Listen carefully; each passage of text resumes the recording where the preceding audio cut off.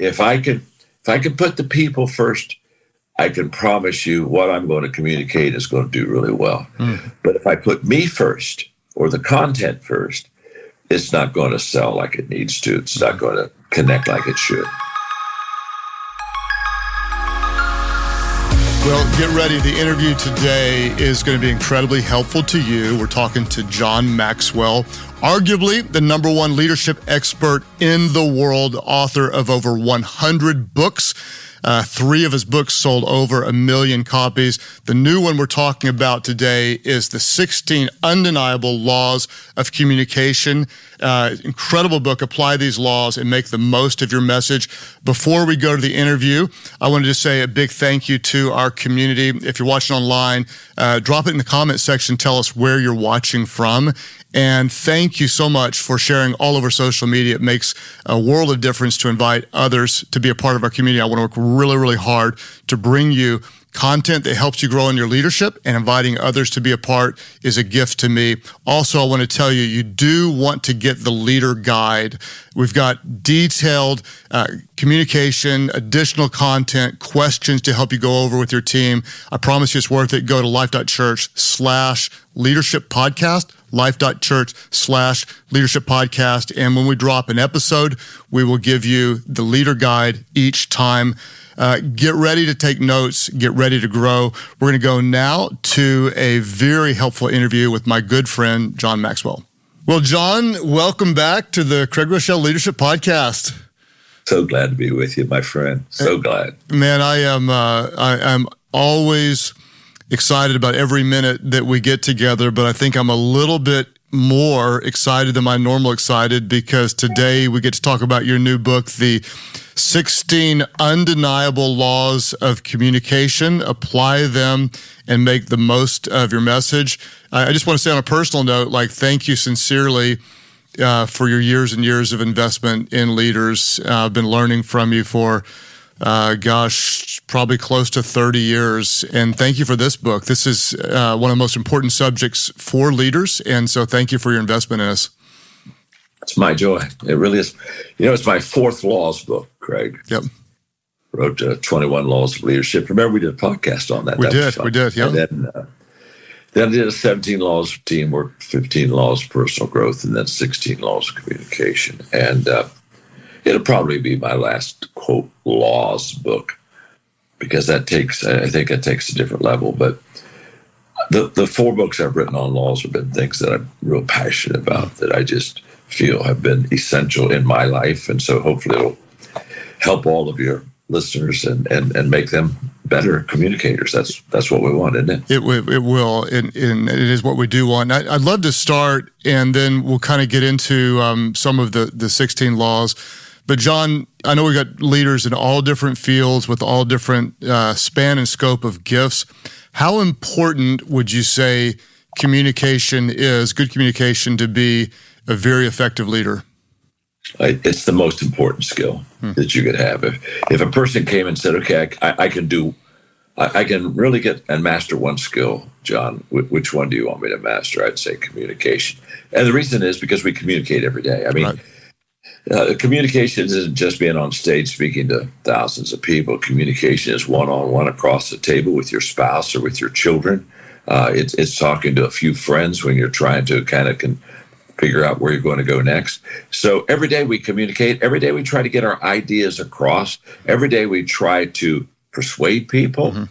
And every day we learn from people. So communication is everything. And Warren Buffett said, I mean, he's known for the financial guru, but Warren said, as you know, that if you could develop communication skills, he called it the most important skill to develop, that you could increase your net worth probably 50%.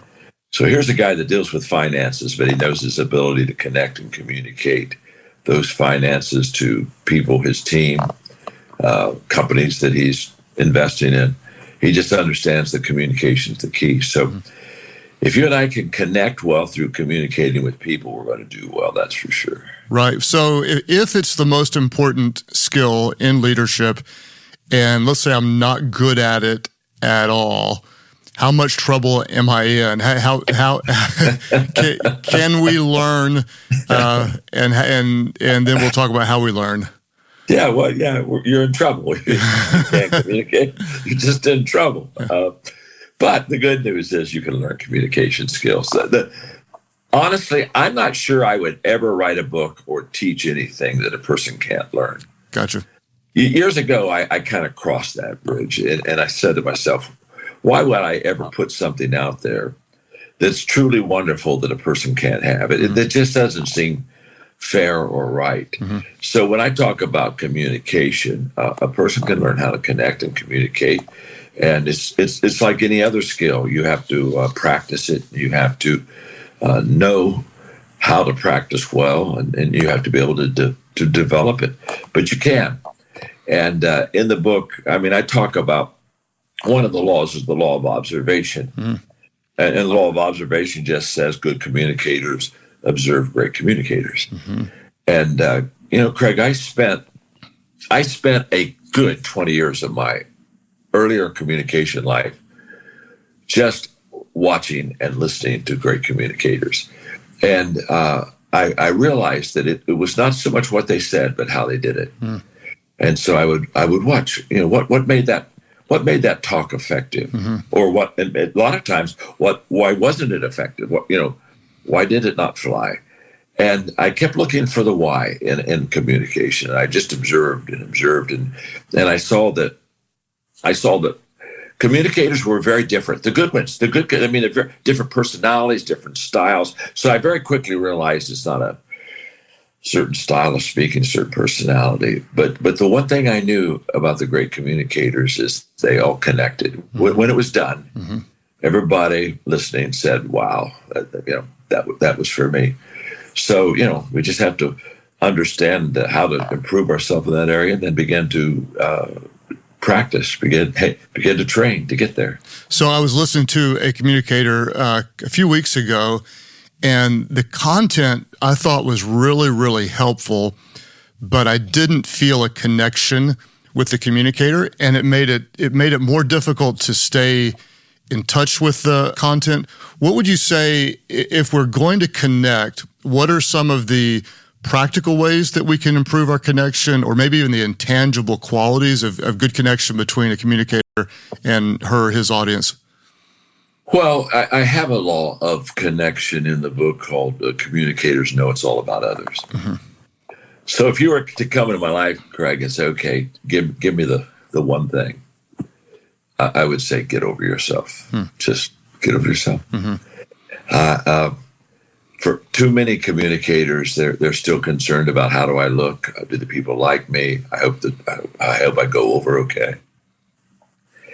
It's impossible for me to truly give myself to you if I'm concerned about me. Mm-hmm. And I think this is the big hurdle for successful communication. And the reason it's a hurdle is because communication isn't easy for people. We both know the stat on this is a little hard for me to believe, but they say that the greatest fear is speaking, and even greater than death. I've never quite bought into that one. That just seems, do you want to speak or do you want to die? It is intimidating. Yes. But who was it? Jerry Seinfeld said that means if you go to the funeral, you'd rather be in the casket than doing the eulogy. But it's a scary thing for people. Mm-hmm. Speaking. It really is, communicating. And so therefore, when something makes us nervous and we're fearful of it, there's a real tendency to focus on us. How can I do this? Hope I do it well. Did I do it well? What should I do next? So I think the hurdle of getting over myself is a pretty high hurdle. I don't think it's an easy one. I don't think it's a low one. I think it's one that we knock down a lot, trying, not getting over it. I don't think we're always successful the first time. I wasn't. It took me a dozen years probably, and a lot of speaking before I really was freed up of me so that I could be completely focused on you. But I do know this. When you were talking about the person you heard and the content was pretty good, but you had a hard time getting into it. Well, you were having a hard time getting into it because he or she, I don't know, they weren't getting into you. Mm-hmm. And the first thing that every communicator has to do is be able to convey to the audience or the person they're speaking to across the table that that they value that person, and they're focused on it. Mm-hmm. And I was in Northern Ohio doing a large conference, and it was one of those speaking conferences, and I was in the green room, and I was about 5 minutes out. There were a couple other speakers in the green room, and one guy asked me, he said, John, he said, you're about to go out on stage. What are you thinking about? And I said, well, I'm thinking about the people. Mm-hmm. And he looked at me and said, you're kidding. I said, no, I'm just thinking about the people. And I said, well, I thought you'd be thinking about what you're going to say. I said, well, I know what I'm going to say. But I have to focus on the people. The people will determine how well I say it and how I say it and when I say it and why I say it. And I think that's a big mess. For the book, when we launched this book a couple of weeks ago, we did a webinar. And so the producers were, of course, developing, like they always do, a script and everything. And so I sat down with them a couple of days before, and I said, now, I want to start the webinar in the audience, not on the stage. I want to start where the people are. I want every communicator to know it doesn't start when you stand up and speak. It starts by sitting in the seat of the person that's about to listen to you and begin to put your life where they are. What are they thinking? What do they need? Why did they come? Why is this important for them to hear? You've just got to put yourself in their shoes, in their seat, for you to be able to communicate very well to them. So that's where we started the webinar. And that's where I start all my communicating, all my speaking is to the people. And if I can put the people first, I can promise you what I'm going to communicate is going to do really well. But if I put me first or the content first, it's not going to sell like it needs to. It's not going to connect like it should. I think that's so powerful. And it's funny, John, it took me maybe years to learn that as a communicator because we are so focused on what do they think of us. And a lot of times when I'm working with a newer communicator, I'll ask a question like after a talk, well, how do you think that connected? And they'll say, well, I liked it, or I enjoy talking for an hour or whatever. And sometimes I won't even be, polite about it. I'll be like, I don't care what you like. I don't care how you felt about it. That's right. But the trajectory is toward us. And so let's say that I can only imagine someone driving their car. They have a presentation coming up at the office or maybe a first speech and they're a little bit nervous. Let's get really, really practical. Are you saying if we're gonna do a presentation somewhere, we actually go sit in the seat in the room? I mean, what do we observe about the room? Let's just talk about all the way down to nitty gritty. How much do you care about the environment, and what are you thinking about in order to make a connection with the person sitting on the other side? It was a great question. Well, there's a law in the book called the law of the thermostat, and the law of the thermostat just says communicators read the room and change the temperature. And it begins with going, when I can, I don't get to do this all the time, but when I can, if I'm ahead of where the crowd is, if I'm, I do go out in the audience and I sit in the seat. I started that as a pastor. Every Sunday, I would go and sit in the auditorium for a little bit and think about the needs of the people and why they would be coming today, and could I connect with them where they are, and so it's been a practice for a very, very long time. It's physical for me because if I sit in the seat, it really forces me to think about the other person. But if I'm in a car and I'm getting ready to go do a speech, I've got to ask myself one simple question: what am I doing the speech for? I mean, am I doing the speech because I need to do a speech? Am I doing a speech because it's Sunday morning? Why am I in this game? And I'm in the game for one reason, that is to add value to people, to help them. And so therefore, if that's the reason I'm in the game, I better make sure that's where I am, that I am where they are. And I think how many times have I heard speakers say, that was a bad crowd? Wait a minute, that's a tough crowd. Ooh, wow. Right. And I want to say to them, I don't know if there is a tough crowd. I think there are only crowds with great potential. I think that when I think it was now there's crowds are more responsive than others, of course. So, but it's not when it's not about me, then it's not about me. In fact, this is kind of fun. In Nashville, there's a huge writing company there. The guy that did the writing company got a hold of me and said, I built my company off of you 20 years ago. And now I think it's the largest writing company in Nashville. Anyway, he gave me an idea. He said, John, why don't you write songs that are about your books? And of course, I said, well, I'm not a songwriter. And although I do write poetry, because to all of my children and grandchildren on their birthday, I always send them a birthday poem that's about them. And so I do kind of like poetry. So long story short, I went to Nashville, got in the studio, and with real songwriters. I have a statement that says, when you're at the head of the class, you're in the wrong class. Well, I wasn't at the head of the class in that room. I'm going to just say this. Sometimes when you're at the bottom of the class, you're in the wrong class too. It's kind of like, what the heck am I doing here? But they were so good to me. And we were in there for 7 hours and we wrote a song. It was so much fun. And it just came out on Spotify or whatever, wherever you get your music. It's called, but the title of it is, I have to get over yourself. I got to get over myself. And the whole thing. And I did it out of this book. And basically I said, I gave them what I call my credibility journey. How did I get over myself? And well, you got to find yourself to know yourself, got to know yourself to be yourself. Once you can be yourself, then you won't have to improve yourself. Mm-hmm. And then once you start improving yourself, hopefully you'll get to a mature stage where you can get over yourself. But why do I get over myself? So I can give myself away. It's good. And in fact, that's the chorus on this song. I don't know much. It's been out for 10 days, but they've said they've got 30,000 hits on it already. So I think it's doing okay. I don't know.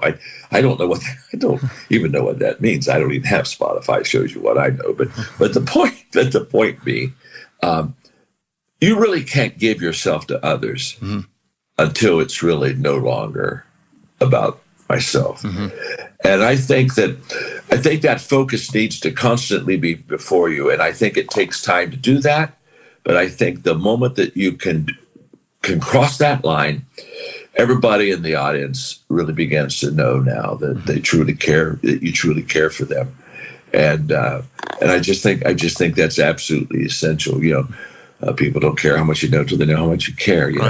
We're leaders of value who value people and add value to them, and that's the great communication message. Once you know I care for you, Craig, honestly, you're really ready to listen. Sure. And the subject can be varied. It doesn't really matter. Once the communicator is the connector, then all things begin to go well.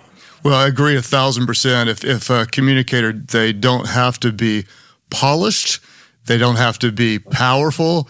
If I know they're here to try to add value to me, that's gonna win me every single time. And I think that's so important. And I want to ask one more question about that, and I'll kind of trail what you said because I want to try to keep it really practical, as your book is incredibly practical. And for our listening audience, when I go to a place, I call it feel the room, meaning like I want to walk. I want to know how the sound carries. And so I'm going to choose a different microphone. If one is stronger, I want to know where I'm going to stand on the stage.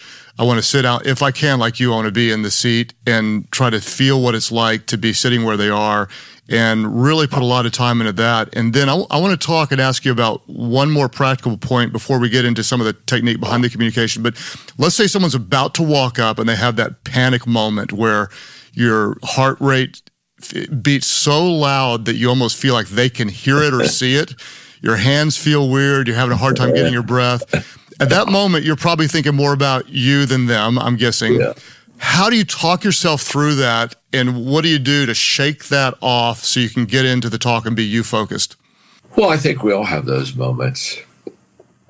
I mean, even as a veteran communicator, there are times when maybe a lot's on the line, or I remember I was in a wonderful church in Atlanta, and I was preaching 3 times, and I walked out just getting ready to speak on the second service, Greg, and I looked out, and it seemed to me like a lot of the audience was familiar, like they were in their first service. So I leaned over to the pastor and I asked him, I said, would some of these people would they have been in the first service too? And he said, yeah. He said, a whole bunch of them, they like you, so they want to come for the second service.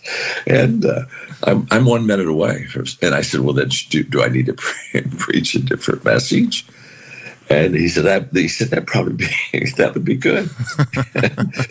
I literally was walking up in my mind, figuring out what I was going to speak on. I mean, I was 3 seconds, 4 seconds, completely wet. And I can remember the panic and the thrill. I just thought, I'm not even sure I can pull this off. But if I do pull this off, it's going to be an incredible story to tell. But I think I think we need to see humor in our situation. The way I do it more than any other way is to just kind of look at myself and say, you know what, you may feel a little bit panicked right now, but there are very few people in the world that really care. And that there are very few people in the world that really, really know. And there are very, very few people in the world that are ever going to hear about it. So it's just, you're living in a very, very, very small world. So John, just smile and get over it. I think we have a tendency to take what we do too serious. I think we have a tendency to, even worse than what we do is who we are, take it a little bit serious. So I because humor is kind of where I am a lot of things. I just kind of look at this the kind of the humorous side and say, well, this will be interesting. This could be my last talk. Maybe this is the day they stone me. I don't know, or throw tomatoes at me. Once you begin to make comments like that to myself, which they're not going to do any of those things, it begins to reduce the situation down to a place where I think it causes a lot less panic or nervousness. Just because if you can make fun of the situation, you almost always do two things. You reduce it and you bring it to its proper sense of light. Mm-hmm. And being serious about things does exactly the opposite. Mm-hmm. It makes it way too big, way too important, and all of a sudden you just think it's bigger than life when and really it's not. It's really not. I agree. And if you can talk yourself to that, it helps a lot. And then if you do, even what I've found is if you say something dumb or make a mistake, if you laugh about it, it doesn't cause them to like you less. They love you more. They love you even more. So we're not shooting for perfection. We're shooting for connection, and people tend to connect with real people, not perfect people. And so I appreciate what you're saying. I've jumped in on that. Just like if I could just jump on, I've told people before. I say, you know what, I'm a little bit nervous about this. I shouldn't be, but I am. But I'm glad to see you, and you're helping me already. Mm-hmm. And man, I tell you, they just lean in. They just lean in. They're pulling for you and wanting. I think it's very wise a lot of times to let the people know exactly how you feel or where you are. I think that's how they identify with you. Success is a terrible separator and keeps us from the people. But the moment we become honest and vulnerable and authentic, I think it narrows that gap real. Very, very quick. It's a bridge for sure. It does. Yeah. One of the quotes we say a lot on the podcast is people may be impressed with your strengths, but they connect with you through your weaknesses. Yeah, I love that so quote. being yourself matters. John, I want to ask you, I think law number 4 jumped out to me as being just very, very, very, very important. The law of preparation.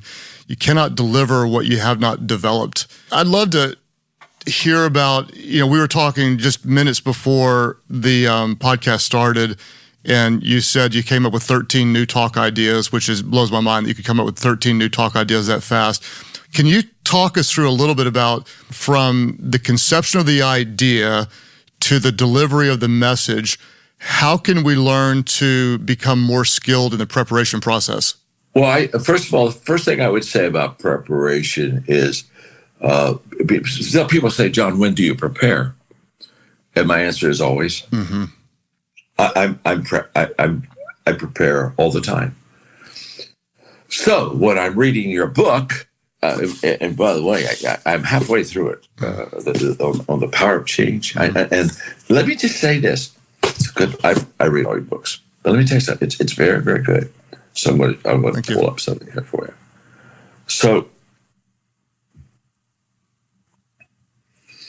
So what I have here is my little iPhone, and I have quotes out of your book right here. You have the quote on habits, how habits are born, by cue, by craving, response, reward.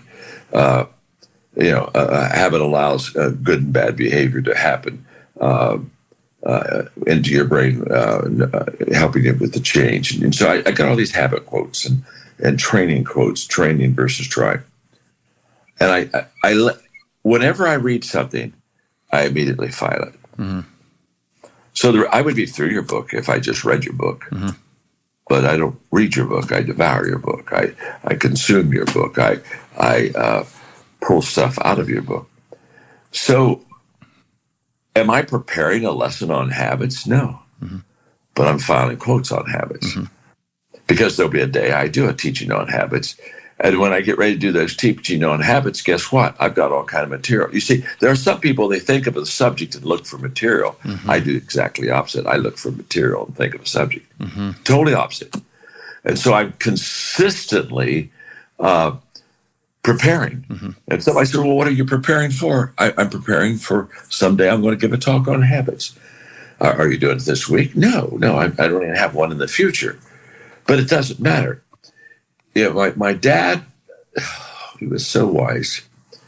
When he found out at 17 that I was going to speak a lot and enter the ministry, he said, John, keep the well full. Mm-hmm. Never have an empty well. He said, there's no excuse of going to a well that's supposed to hold water and not having water. And why isn't there any water in there? You didn't put the water in it. Mm-hmm. And so be sure that when you go over to the well, you got a lot of water, pull the bucket up. So in preparation, I am consistently,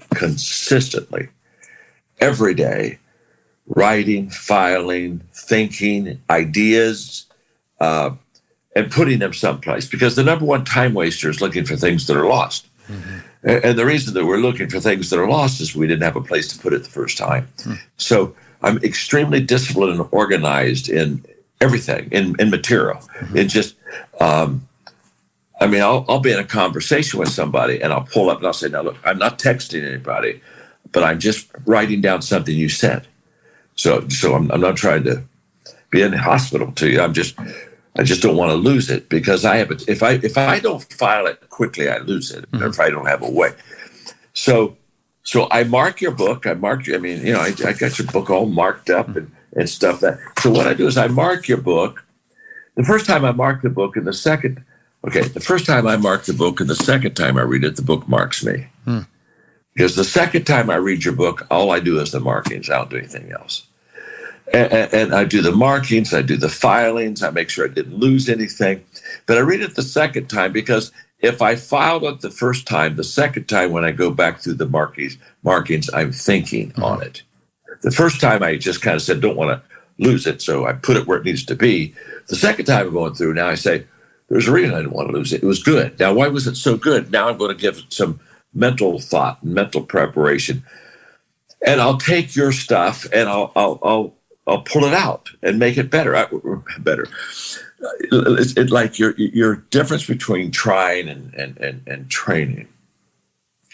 In fact, I have a couple of my staff here with me, and so over lunch yesterday, I was talking to them about what I was learning from you. And trying and training. And one of the ways I really do well is I talk it out. One of my preparations, if I talk it out, I begin to say things that evolve, and all of a sudden I think, it just adds. And I said, because you said, don't train that whole process. And all of a sudden I said, I think trying is before commitment. I think training is after commitment. Now, you said that in essence in your book. That's what you said. But you said it better. But I said it better. You said it better. I only said it better for two reasons. Mm-hmm. One, you gave me the thought. Mm-hmm. If you don't give me the thought, it doesn't get better. Mm-hmm. So now what I'm doing is I'm standing on your shoulders. Mm-hmm. The moment you give me the thought, the question is there a way to take that thought and either say it in a creative way that people go, oh my gosh, or build it in such a way that people say that has such maturity and such meat. Because, Craig, I can hear a person speak, and I know exactly how much preparation they do. Mm-hmm. And a lot of that preparation, and now I'm in another part of your book that I'm taking some side notes on. Stuff is stored up before it shows up. Mm-hmm. And you're talking, I loved your part on training when you said, you started talking about when you started doing your, what is it, jitsu or whatever? Jiu-jitsu, right? Yeah, jiu-jitsu. Yeah, whatever that is. Okay, that's obvious. I don't do that. I'm the Pillsbury Doughboy. I don't do that. But anyway, but correct. I mean, and I love that. You said, in the second time, I'm brand new at this game. I win, and then I won the third time, I won the fourth time, I won the fifth time, and I'm starting to say, I think he may be doing drugs. He keeps, and then you weren't winning. You weren't winning the match. Uh-huh. You were winning because you were learning something every time you got in a match that made you better. And then you began to say, I'm winning when I'm doing the habits. When I'm doing the habits, I'm winning. And all of a sudden I thought, okay, what he's doing all these times is he's storing it up. Mm-hmm. It isn't showing up at all. Mm-hmm. You didn't win. In fact, you're on the mat. You're yellow knuckle. But it was getting stored up. Mm-hmm. That's preparation. And I think sometimes we don't think preparation happens unless it shows up. Mm.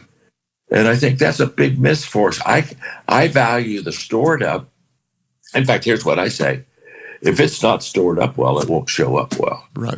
So when something shows up that hasn't been stored up, it shows up pretty quick that the mm-hmm. person hasn't given it much thought. They haven't worked it.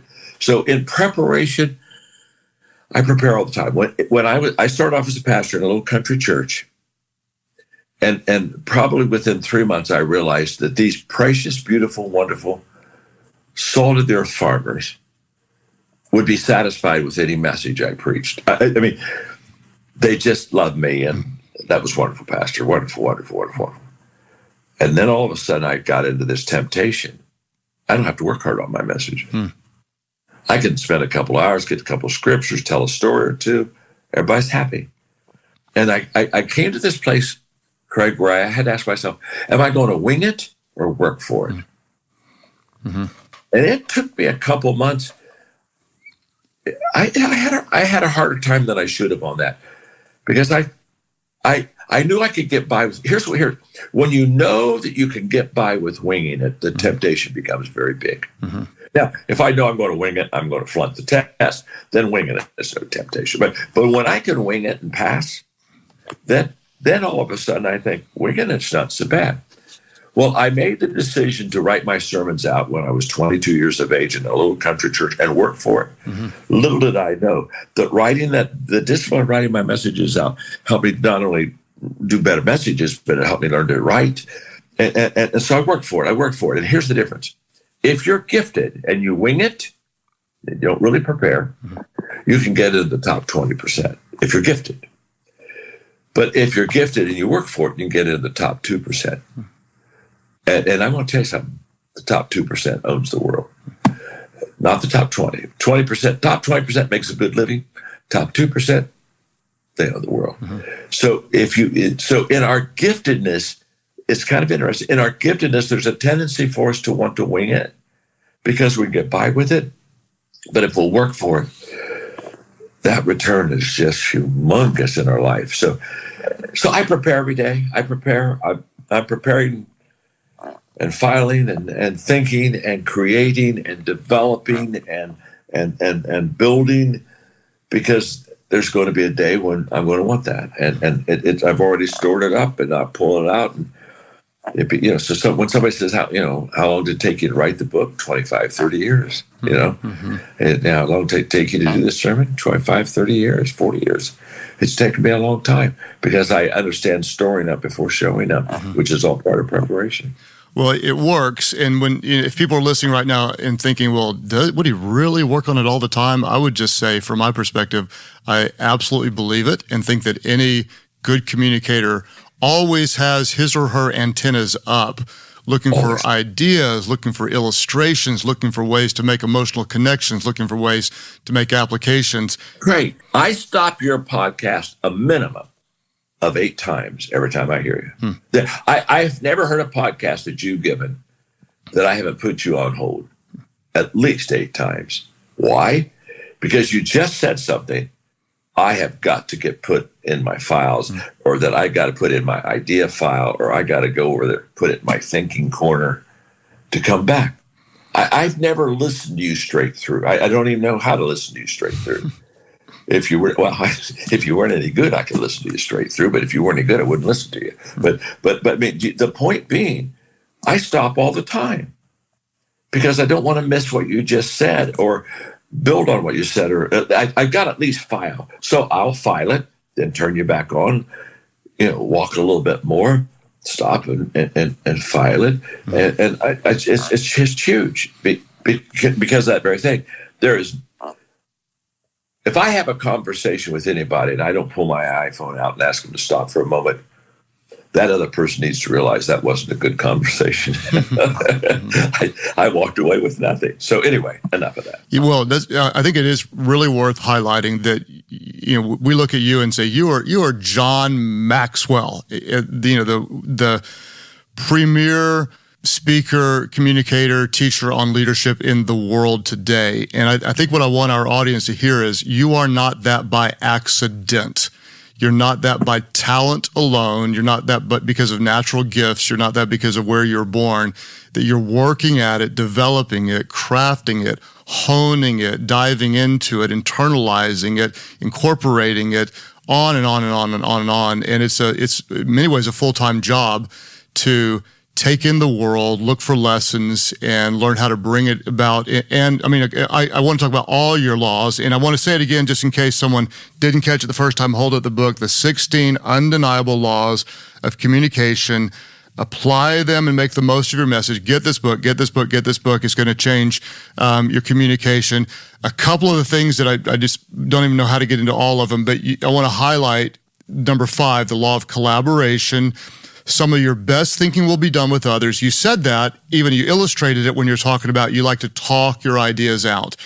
And for me, one of the best things to do is to have other people in the room in the preparation process to talk it out, and then they'll say things that will spark ideas. And then your law of simplicity, law number 10, communicators take something complicated and make it simple. If there's one thing that stands out, I think of all of the traits in your communication that I admire is I always walk away thinking that was brilliance made simple. I can, it's like PhD material put on the bottom shelf that anybody can access. And that's not easy to do. That is incredibly complicated to make a complicated truth simple. Talk us through that. What's the difference between simplistic, complex, and simple when we're communicating a message? First of all, if they don't understand it, why did you say it? And in fact, whenever I hear a communicator always explaining what they just said, I always want to roll up my hand and just say, why didn't you just say the explanation? Why didn't you do the last sentence first? And we wouldn't have heard the other 3. And I wasn't trained to be simple as a communicator, so it's a hard process. It isn't easy. I was trained in college, and my classes we basically ignored simplicity. I won the senior when I was a senior in college as a theologue. I won the senior speaker award or whatever. And the title of my message, Craig, was The Incompatibility of Sin and Sonship. Well, that tells you, you're already snickering. It says everything you want to know, doesn't it? I mean, who in the heck can figure out what the incompatibility of sin and sonship was? But the reason I got the award is I did the sermon for the professors. I didn't do it for the students. Are all howling because they knew that wasn't how I talked. They were, But and so I just went in on the incompatibility of sin. I could have looked at the kids and said sin less. You know what I mean? And could got on with the point. But what I realized is the fact that I was trained not to give personal illustrations. Because that would be too much about yourself. So you always give and so I tried all this stuff that I was taught the first year that I got to practice a lot as a pastor. And I found it didn't work. So okay, now what am I going to do? Well, I'm with farmers, and farmers have to have simple. And so I literally went down, and I had a guy named Claude, I had a guy named Benny, I had a few people that I would throw my ideas around with them, and just kind of work them until Claude and Benny lights would come on, or they would say something that was very simple, and they were farmers, sometimes incredibly crude. It was a shock for me. But anyway, the whole point of it was I began to understand that I had to speak on their level. Mm-hmm. Then when I went to California, going to California was a beautiful thing for me as a pastor, because those people weren't church, they could care less, they didn't have any kind of biblical background. In fact, they were so bad that I got everybody the same Bible. This was before we had all the visual aids and et cetera. So I could tell them what page to turn toward, because I got tired of them trying to find Nehemiah or whatever. I mean, how long are we going to wait before we can get there? So I very quickly began to ask myself and sit again in the pew and say, what do they need? And what do they and how do they need to hear it so that they can connect with it? And I began to hear compliments of people that would say, you don't sound like a pastor. And I'm not trying to I don't want to say that in a wrong light, but I considered that a compliment, because I realized now I was starting. And then I started sitting down so that I would be more conversational. Because I found that when I stood, in the beginning, I was a little too passionate, a little bit I kind of was a little bit of an overkill speaker. And I kind of overwhelmed people. They kind of go, oh, whoa, my gosh, here he comes. Here comes the fire hydrant. And I found that when I would sit, it would make me conversational with people much more than when I was in. So I just began to do specific things that allowed me to know that I was doing well, and that I was connecting with people.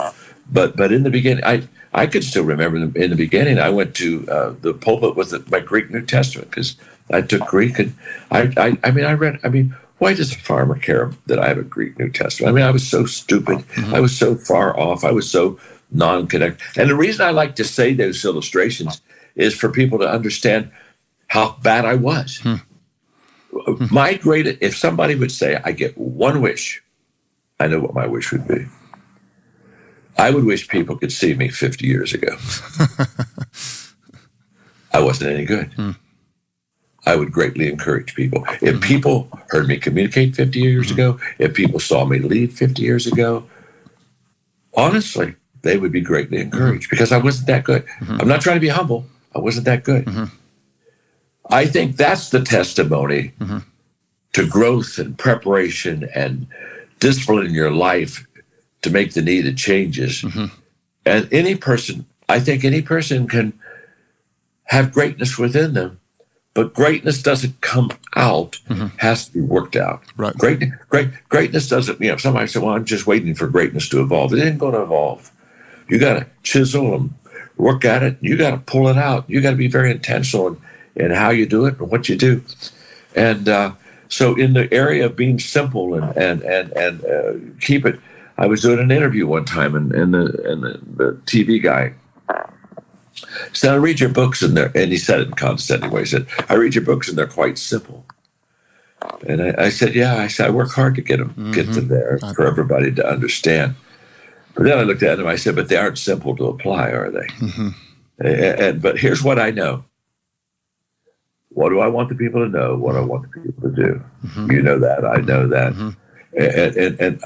And what do I want them to know? What I want them to do? If I want them to know something, do something, it has to always be something that they can understand. If they can't understand it, we've lost the battle. Right. And I want to highlight that, John, because that's so important. A lot of communicators start with just what I want them to know.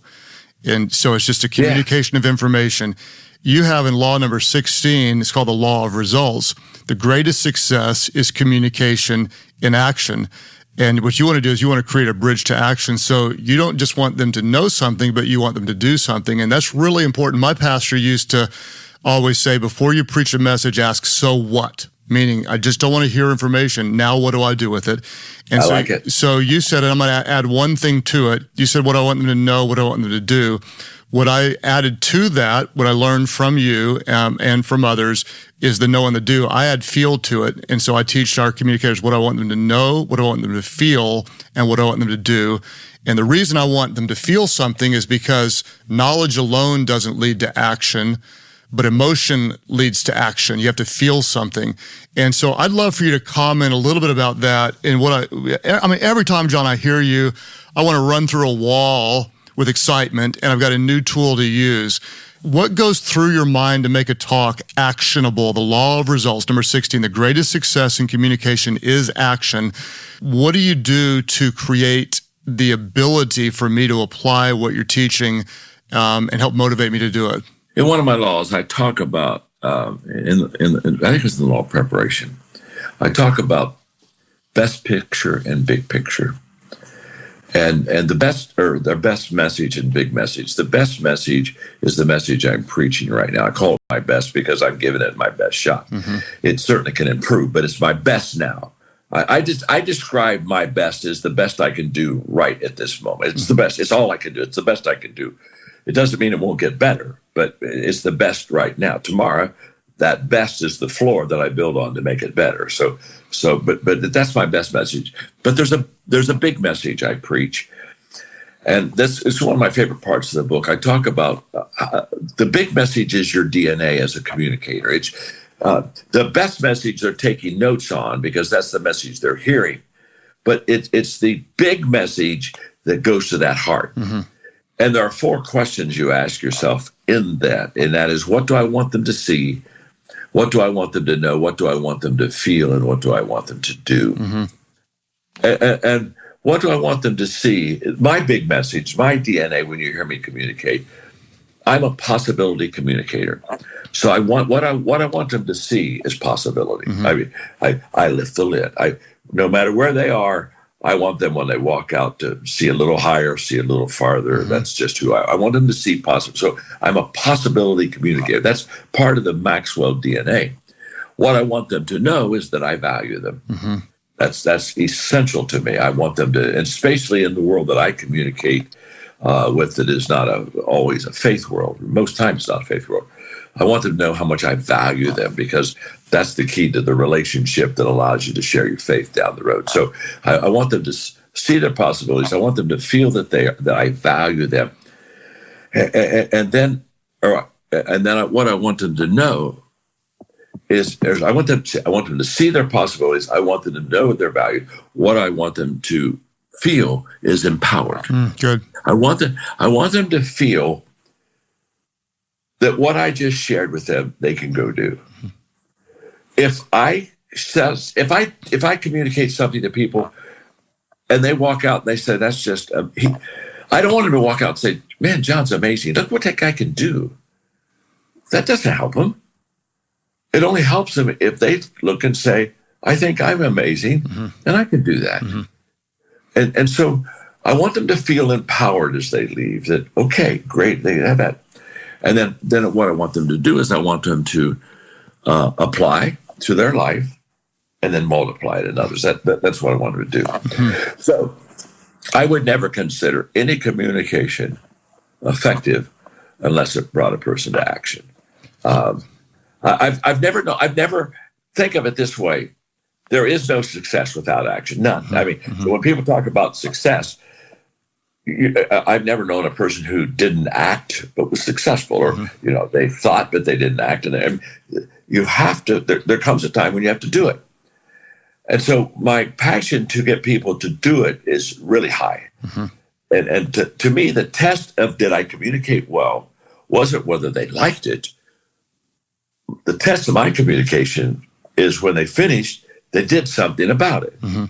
And then it becomes that's a good message. A great message is when they did something about it and they were so motivated, they got someone else to do about it. Now that message has legs. So I can't imagine a scenario where I would communicate without anticipating and showing a plan of action for them to do something about what I communicate. Wouldn't it be highly frustrating to have knowledge and then not know what to do with that knowledge? To me, that's kind of leaving them hanging out there. So, one of the things I did learn in college is preach for a verdict. Preach for a verdict. You're going after something. So every time I communicate, I'm going after some seeable action in a person's life that I can walk away quite assured that they did something about what I talked about. Does that make sense? It does. And I want to ask you two more questions. One is going to be a very personal ask to our audience. And then the second one, I'm going to ask you to tell us where we can find out more about you. But I'm going to say it again. It's the 16 undeniable laws of communication. John's written over 100 books, and I can go through and talk about individual chapters, individual quotes that have helped change the trajectory of my leadership. And this is one of those books. In it, John, you talked about this one, the law of the change-up, the sameness is the death of communication. And I know you talk a lot about, varying speed, tone, all this kind of stuff. One of the ways I teach our communicators this is I'll tell them that the hat you wear determines the emotion they feel. You can put on a pastor's hat, or you can say, hey, as one parent to another parent, you put on a parent hat. You can put on a friend hat. Hey, I know what you're going through, and as a friend, I would tell you this. You can put on the boss hat. You can put on the coach hat. There's all these different hats. You said something earlier. You'll sit down sometimes because you're more conversational. These are all different approaches to help us connect and move us to action. I would like for you, if you wouldn't mind, to put on whatever hat you would choose, and you can tell us what hat that is. And I want you to talk directly to our audience, and I want you to feel what they feel right now. We've got a stay-at-home mom who's starting a business and feels overwhelmed, and as she's starting to communicate with her team, recruit volunteers, recruit team members, whatever. You've got a seasoned youth pastor who feels ineffective connecting with teenagers.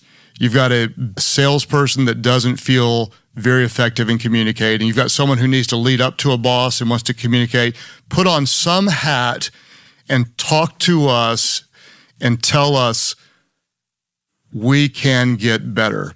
The most you-centered message. I want them to feel it right now. They're driving, they're working out. I want them to feel from one of the best communicators on the planet just how possible it is for them to become great. Well, I put on my friend hats, what I put on.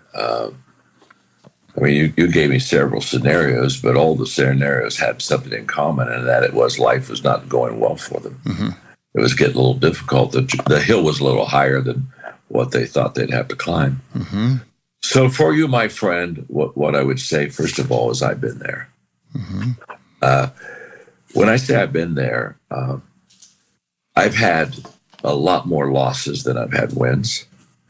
I've had a lot more misses than I've had hits. And I can feel for where you are, because there were times when I looked at myself and I thought, wow, is there hope? And how the heck am I going to get some help?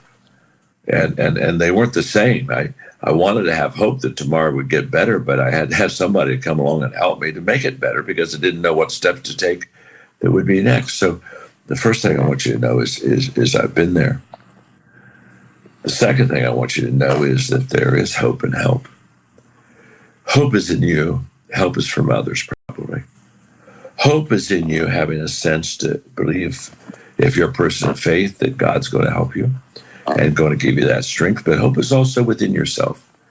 It is allowing yourself to believe that you can do better and be better, have more than you have today. And the self-belief is pretty important. But the feeder of self-belief is hope. So I just want you to know that you have a reason to hope, because there have been people in worse situations than yours that have climbed out of that pit, and they've done very well. There is help. There is help for you. But you do not get help by hoping for it. You get help by going looking for it. This is where you have to take action. Help doesn't always find you. Help doesn't always come to you. Sometimes you have to be willing to ask for help. Mm-hmm. You have to be willing to go to where people are and tell them what you need, and have a sense of swallowing pride and say, I just feel that if you could just give me a couple thoughts or ideas or a helping hand for a very short time, I could make it, but you need help. I would also want you to know very, very much that I, myself personally, have discovered that the moment I want to be different, God sends me people to make a difference, and situations that make a difference, and ideas that make a difference, and opportunities that make a difference. But that is only taken by action. In fact, I have a little lesson called Action Attraction. And the lesson just very simply says, the moment I know what I want to accomplish and I start moving, then all of a sudden, the things that I'm looking for begin to appear. But they don't appear while I sit. They appear while I move. And this is the big miss. Because when we're discouraged and depressed, there's a tendency for us to hold and not do anything. And that's not going to get it. Action creates the attraction. When I move, then the resources move. But I have to move first. And some people say, well, I would move, but I don't see any resources. I say you don't see any resources because you don't move. And so the action begins to attract the right people to you. And when they come, become a student and start trying, and begin to make those attempts. You know, trying is good as long as it's not an excuse to stop. I think I've tried a lot of things to find out what I needed to do so that I could then train for it. But so I would just say, start trying, attempt, do some of the things that people suggest that you do to get yourself out of that situation. And of course, I would encourage you greatly to, if you're not a person of faith, honestly, Craig, I sometimes wonder how people who don't have a relationship with God, it's just hard for me to understand how they ever can get to where they really want to go because of all the assets that come with Christian living and the blessings that come with it. That it gets to be pretty good. So I would hope that you would also begin to trust God to help you with some of those resources that you need in your life. I want to say thank you for that encouragement to our community. I love our community so much, and I just say to those of you listening, I hope you feel that. I hope you feel my love for you. And John loves everybody he comes in contact with. And I want to just wrap back on what you just did there, and I want to tell our community what you did that made what you did effective. John put on his friend hat. He called you early on my friend. And then he connected with you, identified. He said, the hill you're climbing feels higher than you expected. And he says, I've been there. So the first thing he did is he made a connection. Then he gave you something that was tangible, something you could hold on to. There's hope in you and help from others. That's something I can remember. It's something that I feel. Then you said you've got to go look for it. Then you created action. You gave us permission and encouraged us to ask for help. Then what I love is you made it personal again in there midway through. You said, what I want you to know. And so it's a you-oriented message the whole time. You weren't talking about yourself. You were talking about your listener. And then you started to build faith. First of all, a normal faith that if you want something different, you got to go get it. And you built this faith that it was possible. Then you built my faith by saying that you have to act first, and you're creating action. And then you saved the part about faith in God all the way to the very end of the podcast after you'd built credibility with people. And you just almost can't spend a whole day with John without him sharing his faith. But you did it at a time when we had, maybe if we weren't a person of faith, you'd added value to us. We liked you, and you had some credibility. And then you shared the real hope that you have, which is in Jesus, and in a way that made a difference. So that's what John just did. It was natural to him after years of practice, but that's why you need to get the 16 undeniable laws of communication. John, thank you a million times over for your friendship, your mentorship, your example. We've got a lot of people who'd probably love to find more of your resources. What's the best way to keep growing from what you have to offer? Well, they can just go to the web page, Maxwell, for the book. On the pre-order, it was go to maxwellleadership.myshopify.com, but that sounds way too complicated to me. I mean, dear Lord, it's got to be said. So just go to the Maxwell Leadership app, go there, or go to the web page, Maxwell page. I mean, you'll get it. Maxwell Leadership app. And don't forget, John, go to Spotify and get the song Get Over Yourself. Get Over Myself. Come on, Get Over Myself. You got to know yourself, grow yourself, get over yourself. I don't know if I have not heard the song yet, but we're going there.